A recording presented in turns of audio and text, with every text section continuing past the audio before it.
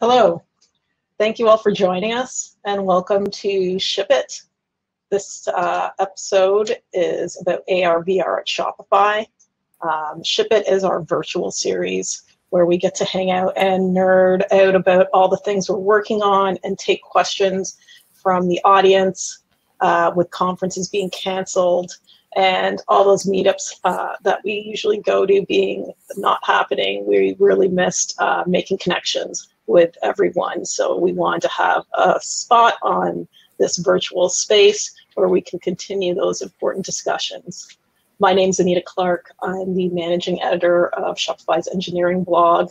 And today we're here with Daniel Beauchamp, head of AR VR at Shopify. Welcome, Daniel. Hello. Hey, thanks, Anita. Thank you for putting this together. I'm super excited to talk about AR VR, something I can, of course, talk about all day long. So I head up our AR, so augmented and virtual reality team at Shopify. And our team's mission is to figure out how these spatial technologies, AR, VR, computer vision, etc., will impact the way that people shop, will change the way that commerce is done. And we're firm believers that it will fundamentally change the way that the buyers shop, that merchants run their stores. The future is going to definitely be augmented. So to show you where we're at right now, where Shopify is at, giving AR technology to our merchants and the type of experiences that are possible, I'd like to start off with a quick little video.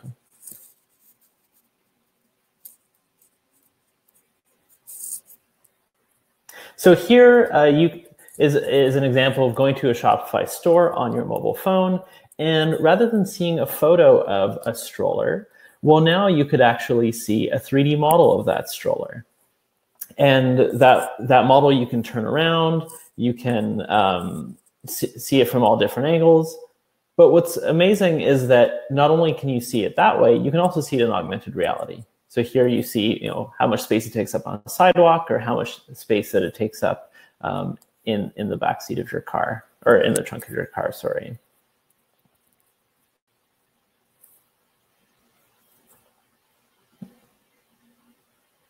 So the most amazing thing about that video was that all of that was happening on the web. That wasn't a native app that people had to install. That was all happening inside your browser.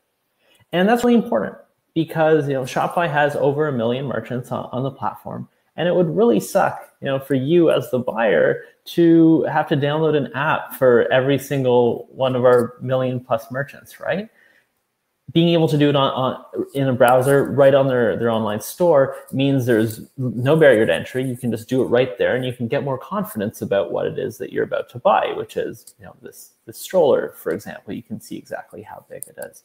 And for the merchant, it's really powerful because they don't have to worry about building a native app, marketing a native app, or doing any of that. It's just right there on their online store.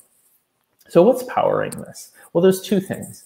The first component is being able to just see the 3D model on the product page. And we're using an open source project from Google called Model Viewer, and we are a contributor to this amazing project.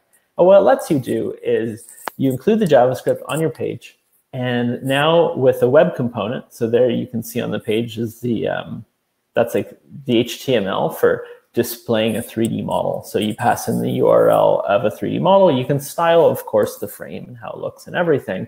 But just in that one-liner, you can have a 3D model show up.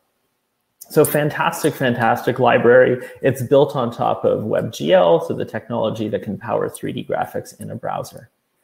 For the AR portion, though, so the ability to actually see what that stroller or what that product looks like in your space and using your camera, unfortunately, we can't really rely on JavaScript libraries right now because access to the underlying hardware SDKs for augmented reality aren't quite there yet on all browsers. So there is a spec called WebXR, which would theoretically allow you to use JavaScript to insert objects, any 3D object inside your scene and get access to those low-level AR APIs. But support of it isn't all that great. Here's a can I use table where you see that pretty much only Chrome, and I think it was in Chrome 81 or 82 that they launched it. Safari doesn't have any support for it, and for all browsers, you can forget it. So that's not really a solution. But luckily, there is a stopgap. So there's something called AR Quick Look on iOS devices, and on Android, it's called Scene Viewer. And these are native. They're native AR viewers that come pre-installed on your device. So when you have your iPhone and you updated to iOS 12, you got access to AR Quick Look, the ability to just launch this AR viewer on the web. And how you launch it is actually pretty simple. Here's a code snippet where we have a link. So you have a link, you pass in the URL to your 3D model. You can give it a poster image if you want. So if you want it to be a button that says view in AR, you want it to be another picture, whatever you want it to be. Pretty much just with that code in Safari and in Chrome on iOS devices, when you click on that link, it will launch this native viewer. And the native viewer is a little bit limited. Like all you can do is basically place one product down and you can rotate it around. You can't do all these amazing interactions, and you can't have like fly out menus and particle effects and all this sort of stuff. It is pretty limited, but for our merchants, that's completely fine. We want to provide the easiest way to just view a single product in your house. So here's a photo that I really love because it just shows the accuracy of the AR tracking on Android and iOS devices. So if I had to ask you which one of these is the 3D model, it'd be kind of hard to pick out. Turns out it's the one on the left. But what you can see here is that the size, and this is really important, the size when you're using AR has to be right. If you're using AR to answer the question, how big is this thing? Then you want to make sure when you view it in AR, it's exactly how big it should be. So here's a 3D model of the stroller next to the real stroller and practically identical in size. So you can feel really, really confident in what it is that you're buying online. So we added, back in March, we had been working for almost a year adding 3D as a first-class citizen into our platform, meaning that the same way that you can upload photos to Shopify, like you can upload photos to your products, you're now able to upload videos. But what I'm most excited about, you can upload 3D models. So if you upload that 3D model of the stroller, it will show up on your product page, and customers will also be able to open it up in AR. There are a few liquid changes you have to make to your theme if you are running on a theme that was authored before March, but really, really minimal. The link, I believe, is in the chat of how to update your theme to support this. And another thing to note is that all of our APIs, our GraphQL APIs that would traditionally report on products imagery, will also have the product videos, if there are any, and also product 3D model. So since we launched this feature, we've been really excited to see the different ways that merchants are using it. So I'll just hop over here to another video. Okay, so here we have a wonderful speaker system. So here you can see what that speaker looks like from the front or from the back or from any angle. We have the Instant Pot. So how much space does that pressure cooker take on my kitchen counter? Well, now you can find out. There's dog beds. I just got a dog recently, and I was surprised at just how many sizes these things come in. So I can use AR to see what's the perfect dog bed for my dog. Sporting equipment, bikes, being able to go up close. It's not just about seeing the size, it's seeing the details. I can go inspect the chains, the gears. For this lovely handbag, I can get up close, see the details of the grain of the leather, the clasp, see the real craftsmanship that goes behind these products. And that's really important to capture in these AR models. And here's, of course, a favorite. You have the Seinfeld set replica. So here's Jerry's apartment in a small scale that you can purchase online. But you can also use AR to see exactly all the detail that goes into it.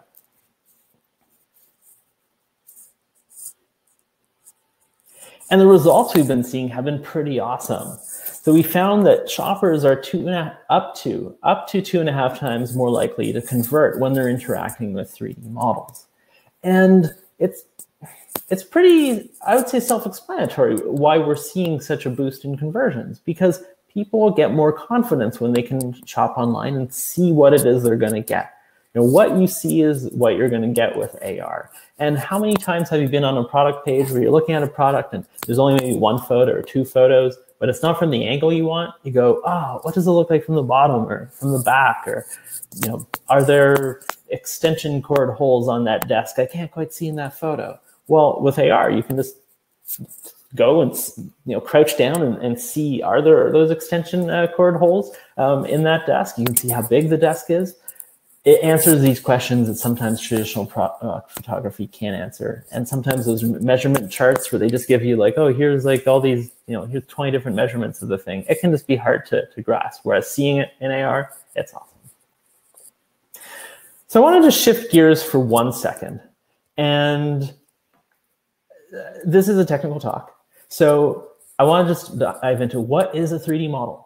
Because there are a lot of misconceptions here. Some people think, oh, is it just like a series of images? Is it like a special video format? Well, it's neither, actually. It's its own thing. So for photos, it's pretty common knowledge that photos are made up of pixels. So you can see here in that top right corner, there's one specific pixel in this photo of a stroller, and there's its red, green, and blue value for that pixel. Well, 3D models store more than pixels. They don't store pixels in this way. Let me play this quick video. So this 3D model of the stroller, well, the 3D model has information about the structure. So how is it made? What's the shape of it? What's the geometry of it? And this is what lets you view it from any angle you want. But also has information about the materials, the textures, what is it made of? And that not only dictates the color, but also how does it reflect light and so forth. So to kind of break it down a little bit further, let's start with like the hello world of 3D models. A cube, a simple 6-sided cube. And a cube has 8 corners. We're going to call these vertices. And you can number them. So here they're numbered from 0 to 7. These are the different vertices of this cube.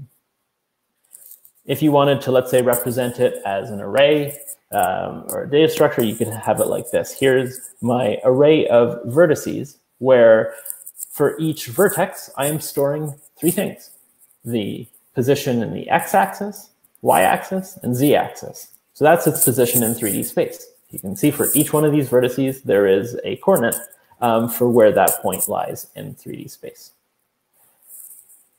The next thing you have to tell the 3D model is, what are the faces? So what are the, in this case, the sides of the cube? How are these vertices put together? And here we have an array saying, you know, one face, the front face, is you connect vertices 0, 1, 5, and 4.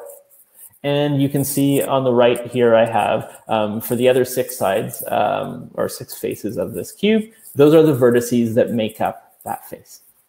Now you'll have to excuse me, this is going to be a little bit of a draw the rest of the owl moment, but you go from the cube to then the 3D mesh for this stroller. But if you look closely, there's just a bunch of faces there. If you look, all those little triangles in there, well, they're all just vertices connected together to make faces.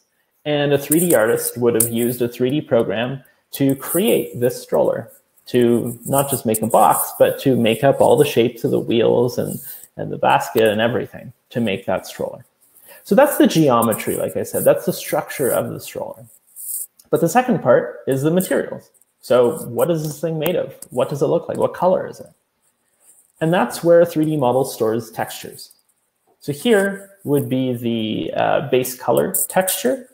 So what you're seeing on the right is just an image. So this is stored within the 3D model is just an image of the colors of the stroller. But if you look closely, and I hope it comes through on the stream, you'll see here I highlighted all the little triangles inside this texture. And those triangles map to the triangles that you see on the left for the geometry. Let me just lighten it up a little bit so you can see it a bit better. Here you have this red dot right on the left. Well, those triangles that are highlighted by the red dot, well, they appear where that red dot shows up in the right-hand image. So it means that whatever color is at that point of the image, that's the color that those faces are going to get on that stroller. It's almost like a more complex paint by numbers. All of these triangles and the texture, it says, okay, this is the color it is for this exact face, so that when the AR viewer, the 3D viewer goes to display that 3D model, it knows what texture to put on every single face. So we have the materials and the textures, what it looks like. We have the structure, how is it built, what's its dimensions, its geometry. We pack all those things together and you get a 3D model. And just like with images, where you have how many different image formats, PNG, BUMP, JPEG, you name it, 3D models also have an obscene amount of different formats. But there are two that are the standard ones for the web right now for real-time AR. There's GLTF, which is pretty much the standard. It is backed by most companies out there. It is quickly becoming the format you use for 3D on the web. Its file extensions GLTF, or the binary version is GLB. And then you have USDZ, which, if you can believe it, Apple decided to go with their own format that isn't the same that the rest of the world uses. What a surprise. So Apple has their own format. It is based off of Pixar's OpenUSD open scene descriptor format. Apple put their own little twist on it, and that's what you need to use if you want to do AR through AR Quick Look on the web. Luckily, we try to not have our merchants have to worry about all these different formats. We want to keep it consistent. So we went with the industry standard with GLB. So when you get a 3D model made, you upload it to your store. You are just caring about that GLB file. It's a single file. Inside of it has all the geometry and textures and everything. There's one single file you upload. And then behind the scenes, we do any sort of conversions necessary. We'll convert it to USDZ for iOS devices. If future viewers come out that require different formats, we'll handle all of that. But we want to make sure it's as simple as possible for that end user. So that's how, I guess, models are structured. But the question that always comes up is, okay, that's cool and all. I kind of know how 3D models work, but how do merchants get these things made? And that's the biggest challenge, right? How do merchants get their beautiful products turned into beautiful 3D models that their customers can use in AR? And there's a few ways of doing that. So you might have seen apps like this before, scanning apps for your smartphone, where you just kind of take your phone out and you walk around the product or the object, and it tries to make a 3D model of it. And it does an okay job. Just not good enough for e-commerce. Like, there's still going to be like glitches with it. There's going to be textures that are off. There's going to be like little jaggy bits. Like, it's not great. And because of that, you don't want to put that up on your online store. Like, your online store that has beautiful product photography and like a beautiful theme layout and everything, you don't want to have this like 80% there 3D model doesn't look all that great. So we'll eventually get there. But that is not the solution that we recommend right now. There's photogrammetry is another one, where you take like hundreds or thousands of photos of this thing from different angles. And an algorithm tries to stitch together all those photos to make it, like, it tries to, from the photos, recreate what the geometry would look like and then texturize it and everything. But once again, it can get really, really good results. You do need a good amount of skill. There is still some cleanup required. And because of that, for, let's say an everyday merchant just starting up this small, like, mom and pop shop, they probably don't want to invest a bunch of time into figuring out the perfect photogrammetry setup and do all that cleanup and everything.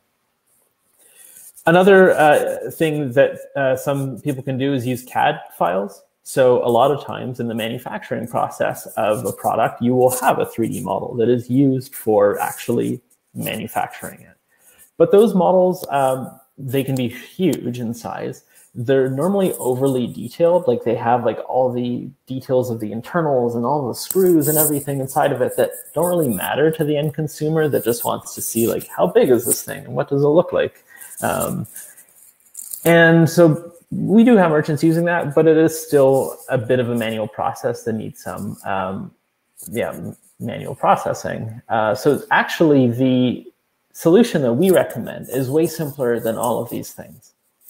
It's you take only a few photos. So let's say for this stroller, you would take a photo of the side and from the back and the front, and then you take a few measurements. So you'd write down, what's the overall dimensions, and maybe, the more the merrier.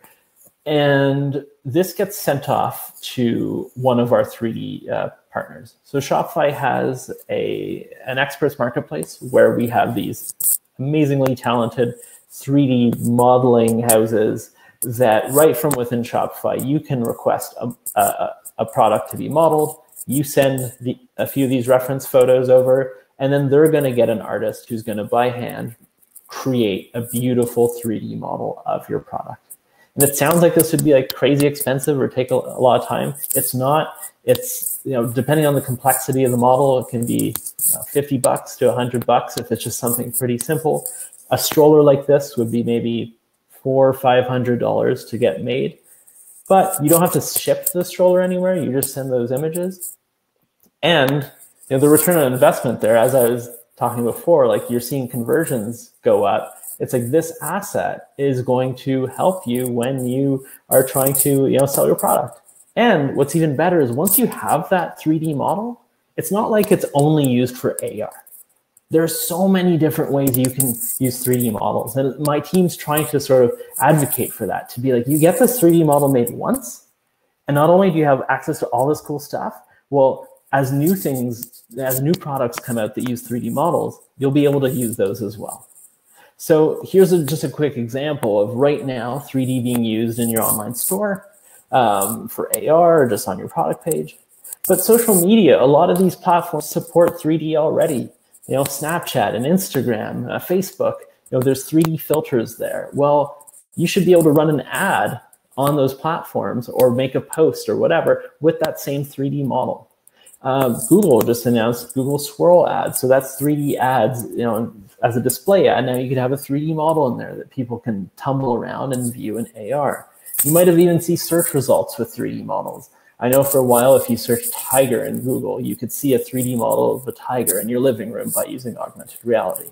Well, how awesome is it going to be when your 3D products that you have on your Shopify store are also showing up within search results?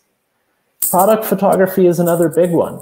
So IKEA, I think it's like 90% plus of their catalog is all CGI. It's all 3D that looks like a real photograph, but it costs like a tenth less because they didn't have to stage a place and hire photographers over and set up lighting and all this stuff. They can all just do it on their computers.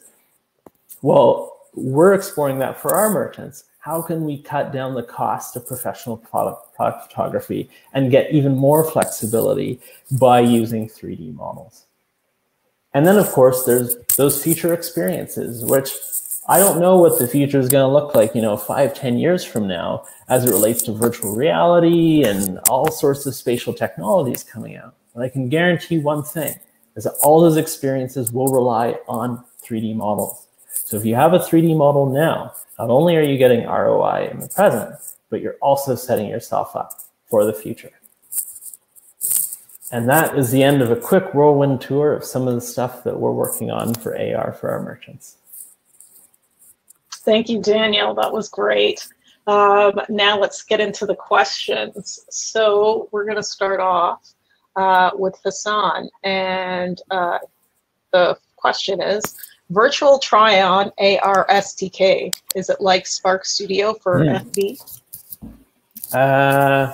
So virtual Tryon, that's what always happens is I'll talk about AR, I'll show AR to people, and I'll show the stroller example because it's my favorite. And then the person always goes, oh, but can I try on clothes? And it's like, oh, no, not yet. Virtual try-on is tough. Hard goods, placing a flower pot on your table or a couch in your living room with AR is a kind of a solved problem right now. But it is just like a solid object that you can place down.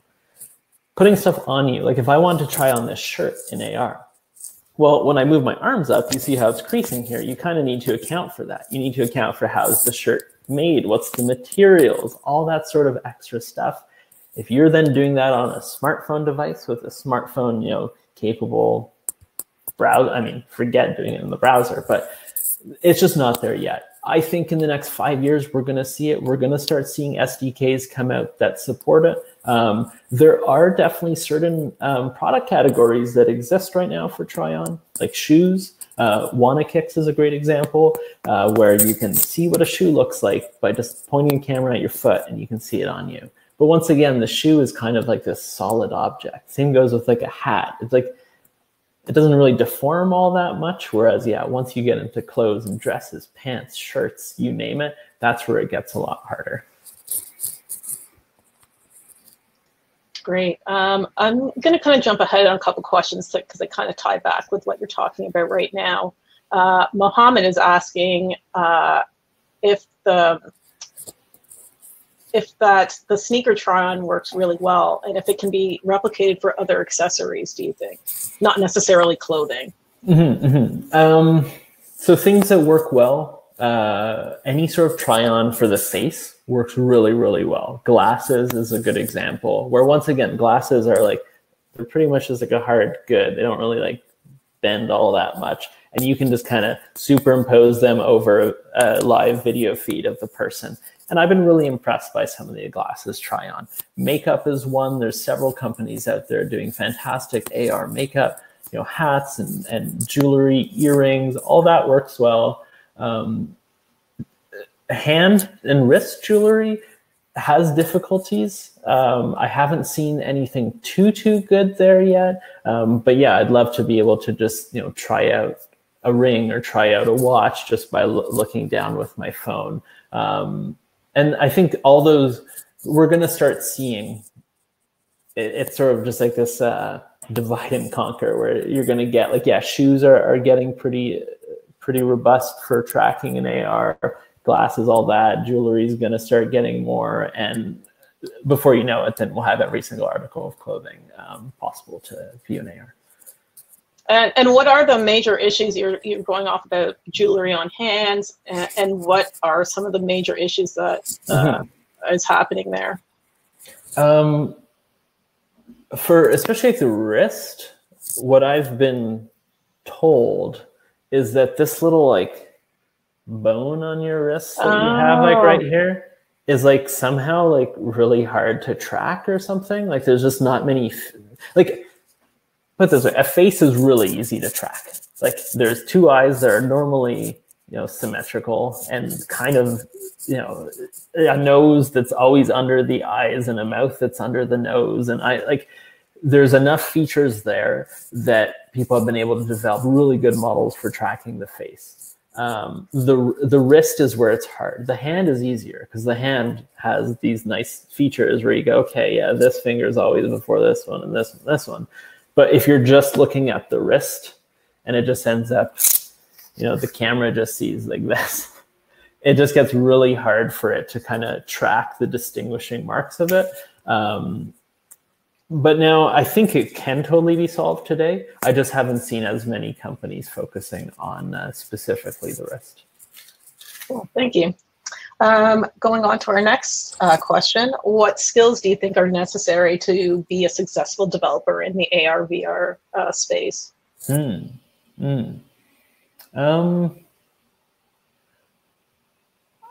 Knowledge of 3D is the big one. It's like that first hurdle is thinking in 3D. It's that example I showed with the cube. It's like getting familiar with like, okay, this is a 3D object.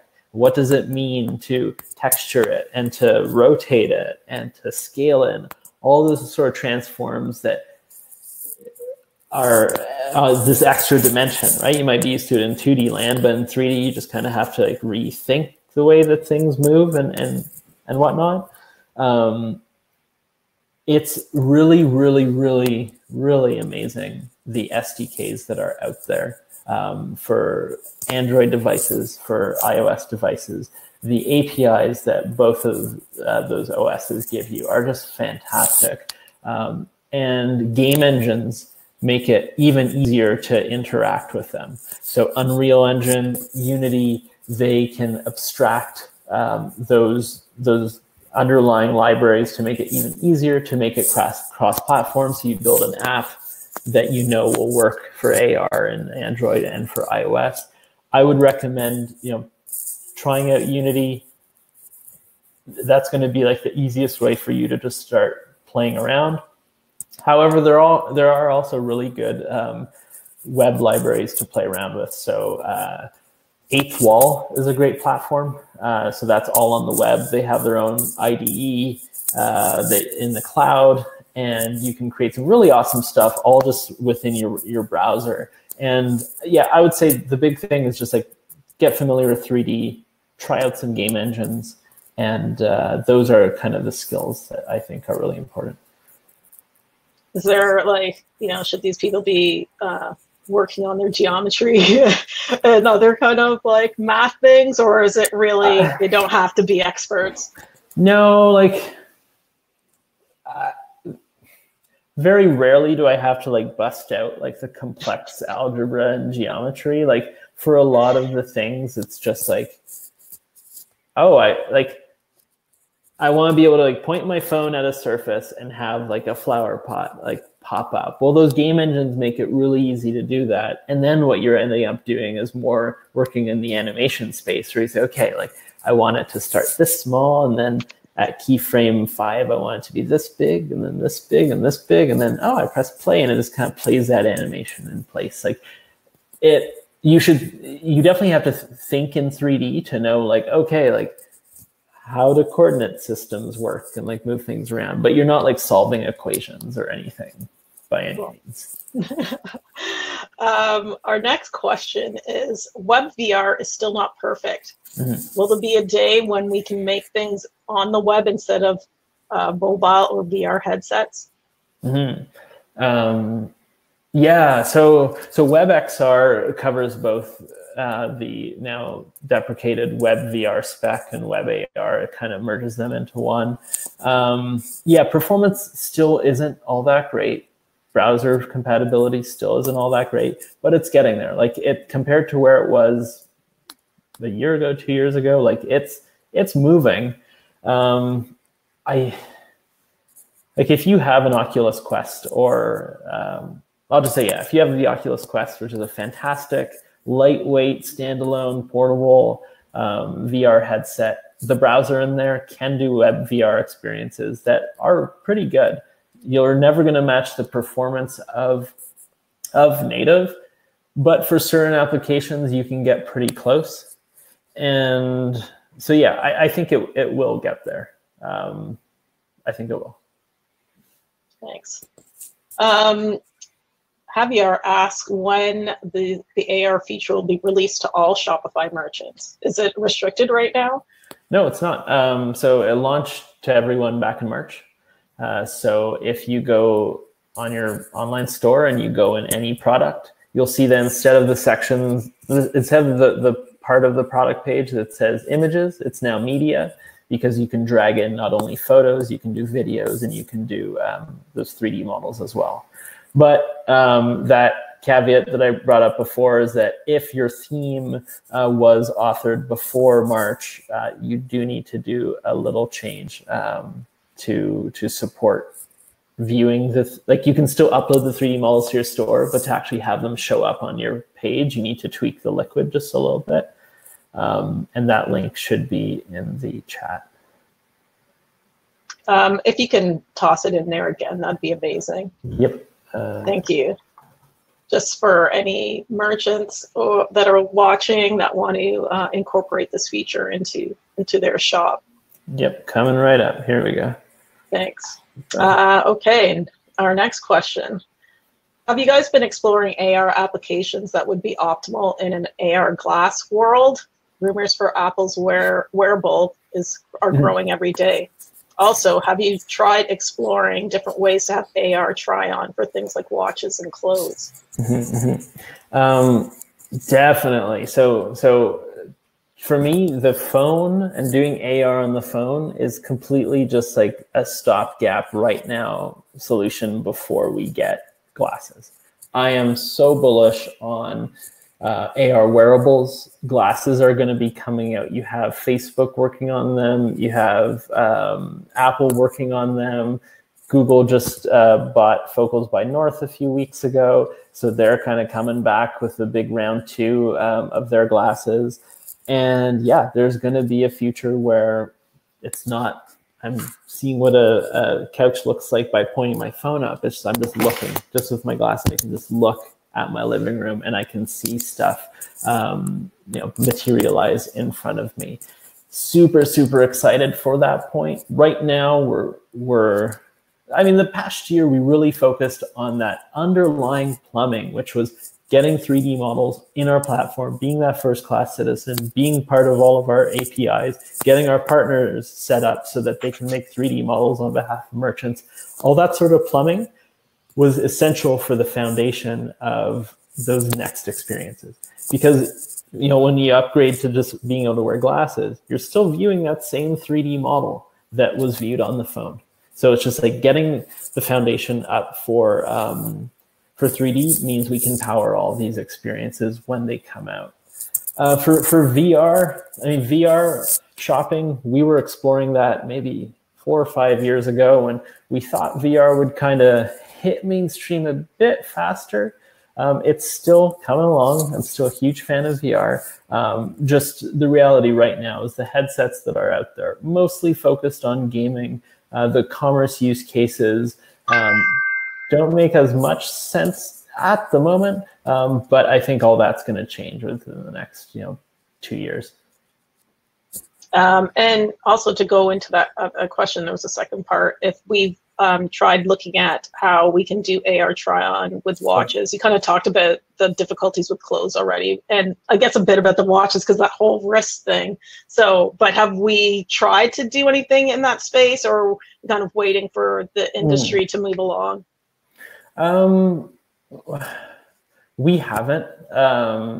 We're kind of waiting for the industry to solve it. And we're doing that for a few things. Like, for example, Shopify wasn't working on the algorithms for doing AR tracking to be like, within a millimeter precision and all that sort of stuff, because we knew that Apple, Google were working on that at the OS level.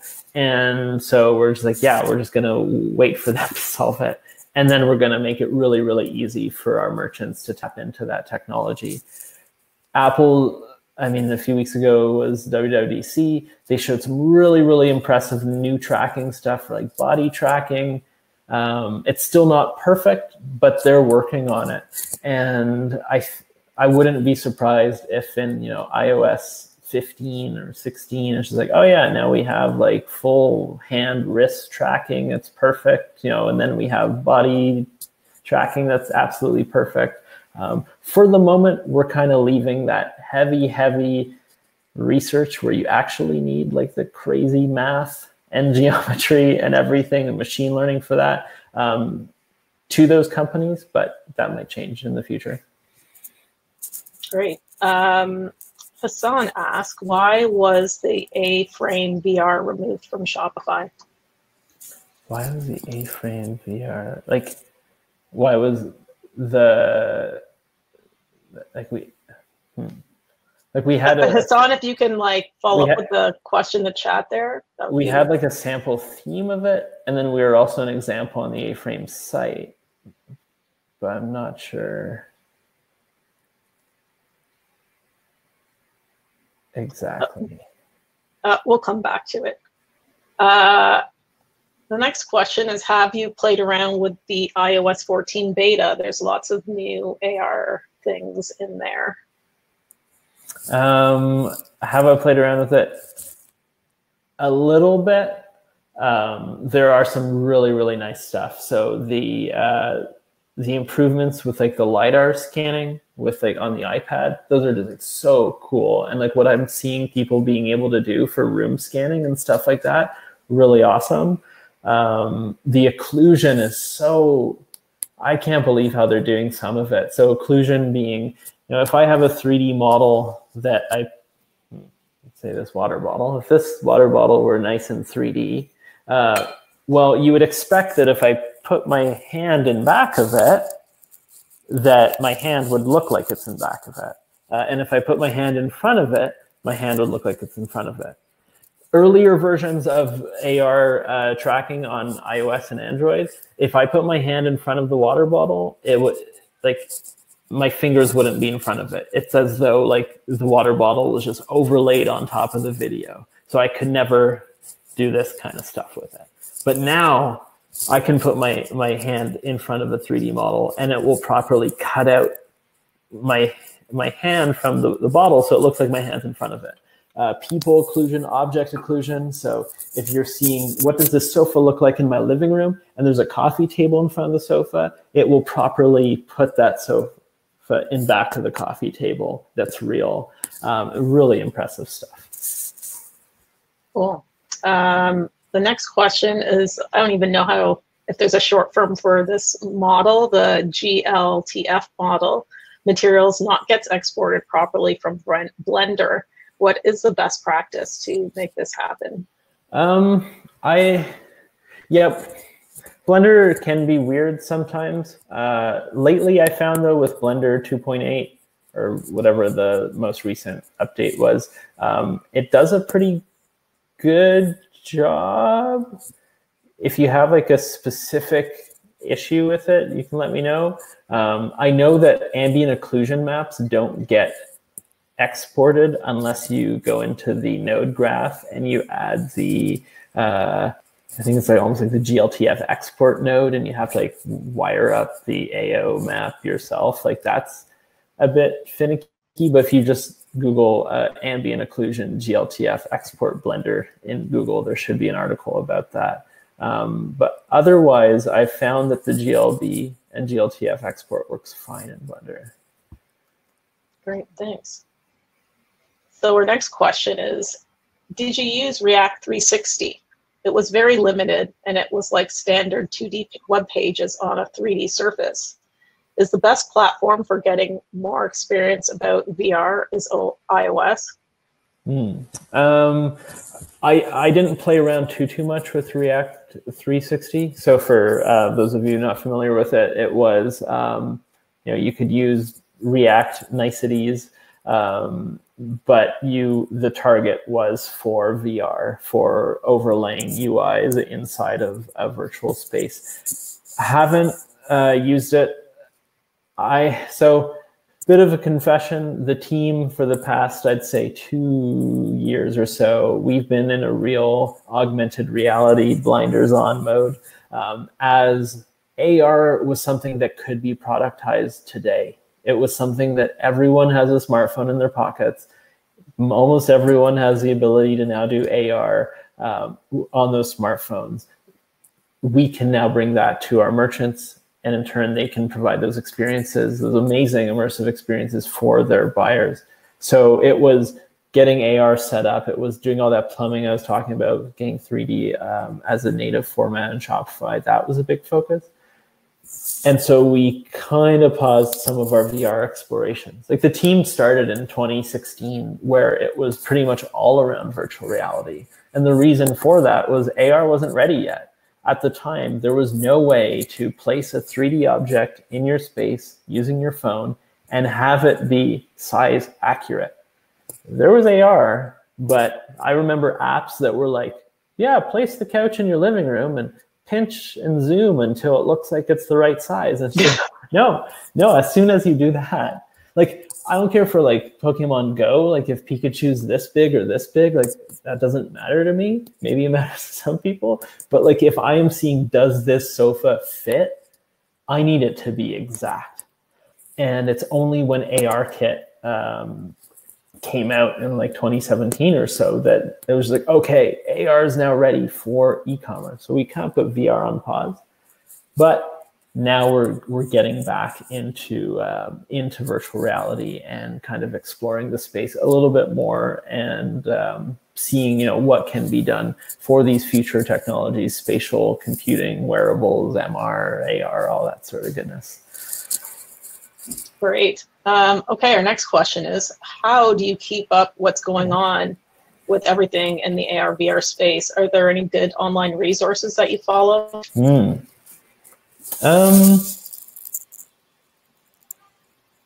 Twitter is, I've made a comeback on Twitter where for the longest time I'm like, oh, Twitter shit.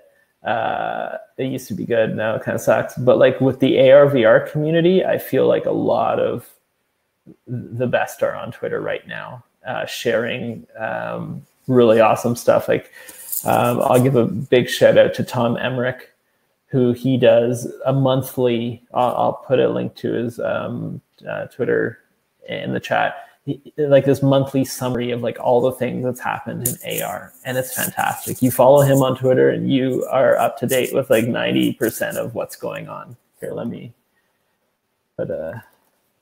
And you should also follow Push Matrix on Twitter. He's got some fun experiments that you can see what he's playing with. It's pretty exciting and neat. The haircutting video was always pretty crazy. I was just like, what? So check that out also. Yeah, I've, since the new year, I've been I needed like my passion is virtual reality. I like AR, but VR is really like where it's at for me. And because we haven't been doing as much of it on our team at work, I needed an outlet to be playing around with it on my spare time. So yeah, if you go to my Twitter feed, you'll see just like random experiments of playing around with hand tracking in VR and different paradigms with, how can hands be used for crazy things. Here, I'll put a link. It's pretty zany. Awesome. Okay. So our next question is, talk about the tech stacks for creating 3D models and what open source options are available. The tech stack for making 3D models. So if you are making them by hand, so you are using a program to create vertices and move things around and whatnot, I think hands down Blender is the best. It's open source. Its 2.8 release was amazing. Before that, Blender was good, but it was always just kind of this like, oh yeah, there's all the professional stuff, and then there's Blender just kind of there, but the industry doesn't use it. That's for amateurs. That all changed with 2.8. Complete UI redesign, amazing tools, performance is good.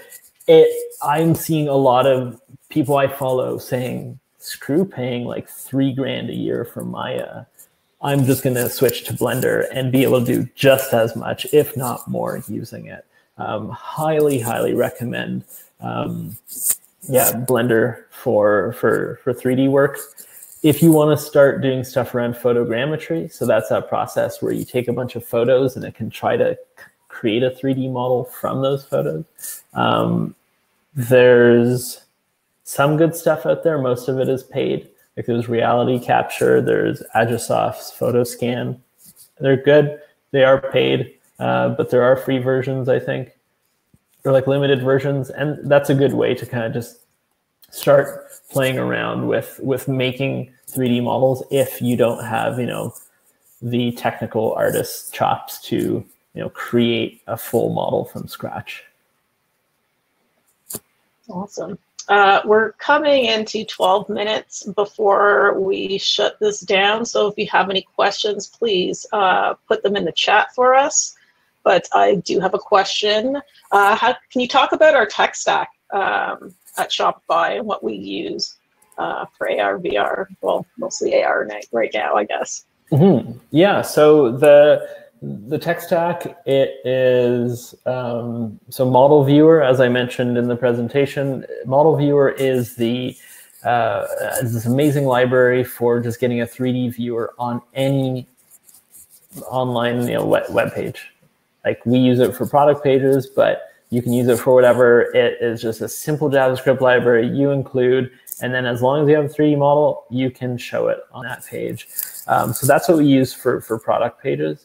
And then the AR stuff, that's using AR Quick Look and Scene Viewer. So those are operating system level viewers that you can just call into. You can just say, all right, launch the AR Quick Look viewer, and on iOS it will load up the native viewer. You pass in the URL to your 3D model, and it's just going to load that 3D model up right there. So that part's like, it's not all that much in the stack right there. And then behind the scenes, we're doing a lot of the processing of converting GLB to USDZ, making sure all the formats are in line. And a lot of that is done in Ruby land, like the rest of the Shopify stack. Awesome. Now, how does development in AR VR from a lot of the traditional methods that some of our full stack developers use at Shopify? It goes back to just that you're thinking on now a new dimension. You added a new dimension to your thinking, where it's not just the left and right of the 2D browser, but now you have this depth that you can think in and rotate things in. And so it's thinking like that. It's getting really familiar with what 3D models are, what makes them, how do you optimize them? Because that's a big thing too, right? On the web, you want to make sure that things get downloaded really fast. And you don't want to download a 50 megabyte 3D model to see if a sofa fits in your living room. So our 3D models, we recommend being 2 to 5 megabytes. That's like kind of our recommendation. And it's definitely possible. Like you can make 3D models that are way smaller than like an image of that same thing. So yeah, it's being really familiar with 3D. And then when it comes to prototyping virtual reality or prototyping different interactions with AR, it is being familiar with some of the game engines. So we use both Unreal and Unity at Shopify. Lately, we've been using Unity a little bit more. It's familiarity with those tools. So then when you're scripting in there, you're coding in C# or in Unreal, you're doing C++. So that can be a bit of a departure if people are coming from a pure web dev land of JavaScript. But we're really hoping that WebXR gets adopted by Safari so that we can have the ability to create really great AR experiences on the web, on iOS and on Android, at which point then you're just like dealing with JavaScript and you just kind of add a little bit of knowledge of 3D and coordinate systems and you're, more than halfway there. Great. Our next question comes back to around measurements. Are the measurements reliable? The customer sees something fitting in a space and the real product actually doesn't? Like, what's our, I guess, plus minus error bars on that graph? Yeah, from our testing and what we've seen, it can be off by 1 centimeter or 2 centimeters around. It is pretty damn close. Like we've done tests where we take the real thing and just kind of put the AR version of it over top of it, and it's not 1 centimeter or 2 off. It is like bang on, like it's perfectly on top of it. But depending on maybe some lighting and stuff like that, it could have like a little margin of error. It will not be enough that you like, okay, if you're trying to figure out, will this couch fit in this gap? And like, I need it to fit exactly. And I have like 2 millimeters to spare. No, like you should still bust out a measuring tape. But for like most cases, it will be like pretty really accurate enough to make a decision on whether something fits or not. Awesome. Okay, so what are the biggest misconceptions that you find that developers have about the AR VR space? I think just like, what is a 3D model? It's like a lot of people are just like, is it a video, like a series of photos? Like for a while, and like you'll still see this online, 360 spinners, where it's like you take 12 or 30 or however many photos of this product from like kind of all around it. And when you scrub with your mouse, it just kind of changes which photo you're looking at. So giving you the illusion that you're rotating it.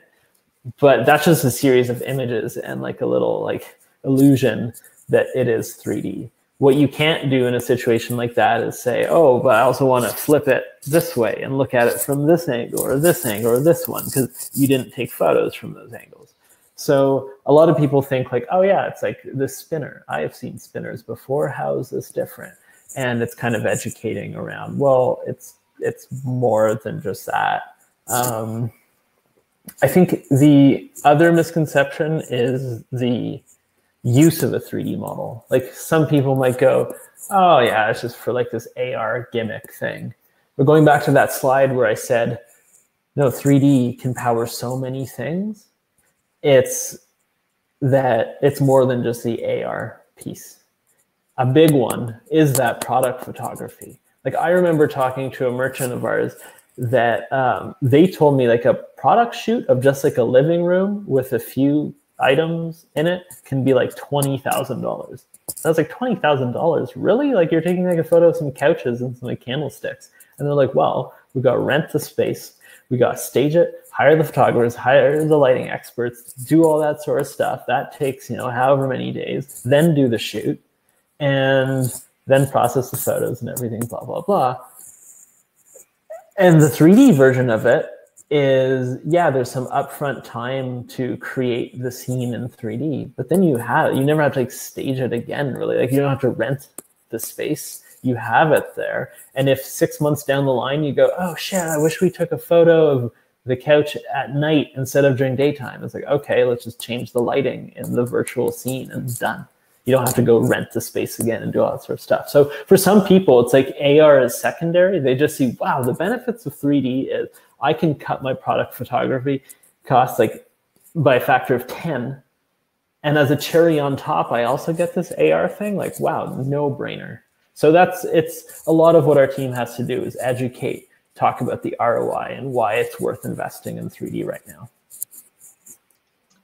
Okay, so we're coming to the end, and I think I'm going to end off with a question about resources for beginners. Like, do you have any ideas of where beginners can go to get some more information, learn a bit more about the tech stack that's happening?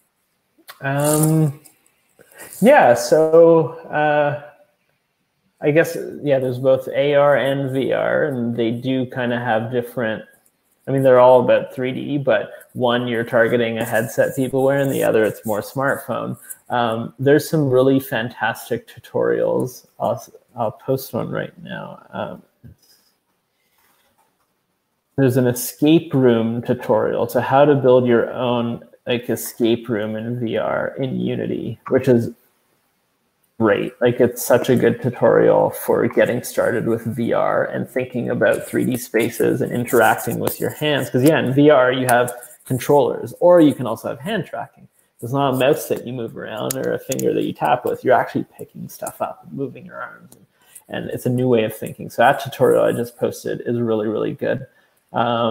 For the AR side of things, depending on whether you're targeting iOS or Android, so like AR Quick Look, just posted a link right there. That is, that's the technology that is powering all the iOS AR stuff. But if you want to get into, I'll say post a link here. So 8th Wall is that other platform I mentioned where it can do web AR well, JavaScript all in the web, Cloud ID, whatnot. Where it falls apart a little bit, it can't get things at true scale. So like that couch might not be the exact dimensions because it's not using the underlying iOS libraries, but it's a great way to just start playing around. There's Snapchat and Instagram have their own like tools for building filters and lenses on those platforms. I'll post. That's the Spark AR. It's for all things Facebook. And Lens Studio is for all things Snap. What's really great about Lens Studio and Spark AR is there's great templates. So it's like, oh, here's something for face tracking. Oh, here's something for placing an animated object in my scene. It's this pared down editor that's way simpler than Unity and Unreal, because they're not, these editors aren't made for creating huge games. They're made just for creating small AR experiences. So playing around with that, it's a good way of getting used to 3D and starting off from a really great template. Great. Thank you so much, Daniel. It was a very informative session. I want to thank you all for attending. There will be a copy of this webinar event that we'll send out via email to all the attendees. We'll also send out a survey. Please fill out the survey to let us know how we're doing, what you want to see in future episodes. The engineering blog will also be updated with this video. We're hiring, and now you can work basically anywhere. Please check out our career site, and you can learn more about our digital by default principles and check out any job opportunities that are out there. Is your team hiring by any chance? Is there a shout out to a job posting you want to put out there now? Not yet, but maybe stay tuned at the end of the summer. Great. Okay. Thank you, everyone. And I hope you have a great rest of your day. And let's have a good week. See ya. All right. Thanks, everyone. Thanks, Anita.